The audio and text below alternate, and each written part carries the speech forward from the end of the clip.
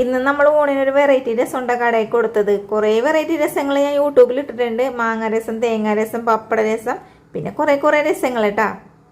ഈ രസത്തിൽ നമ്മൾ കൂടുതലായിട്ട് ചേർത്തേക്കണത് നല്ല ജീരകവും കുരുമുളകാണ്. കുരുമുളക് ഇല്ലാത്തതുകൊണ്ട് ഞാൻ കുരുമുളക് പൊടിയാണ് ഇതിൽ ചേർത്തേക്കണം. പിന്നെ ഇച്ചിരിക്കുള്ള സാമ്പാർ പൊടി, മഞ്ഞപ്പൊടി, പച്ചമല്ലിയാണ് കേട്ടോ ചേർത്ത് കൊടുത്തേക്കണം.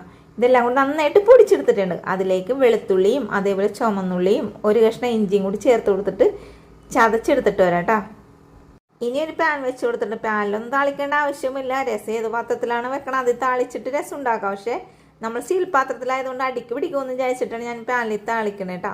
വെളിച്ചെണ്ണ വെച്ച് കടുക് പൊട്ടിച്ച് ഉലുവിട്ട് പൊട്ടിച്ചതിന് ശേഷം ചതച്ച് വെച്ചേക്കണം ആ മിക്സിയിൽ അതിട്ടിട്ട് മൂപ്പിച്ചിട്ട് ഇരിക്കുമ്പോഴേ ഞാൻ ഓർത്ത് അയ്യോ വറ്റൽമുളകും കറിവേപ്പിലിട്ടില്ലാണ്. പിന്നെ അതും കൂടി ഇട്ട് കൊടുത്ത് ഒന്നും കൂടി മൂപ്പിച്ചെടുത്തിട്ടുണ്ട്.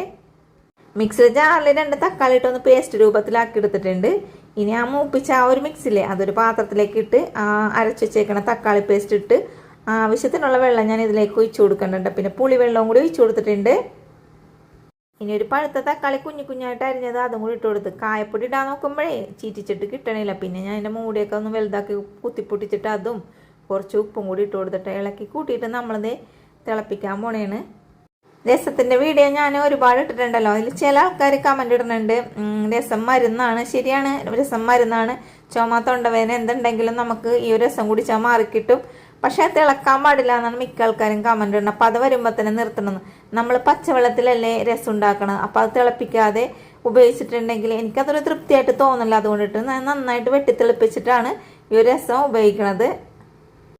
എന്തെങ്കിലുമൊക്കെ ആട്ടെ, ഓരോ നാട്ടിലും ഓരോ വിഭവങ്ങളല്ലേ ഉണ്ടാക്കണത്.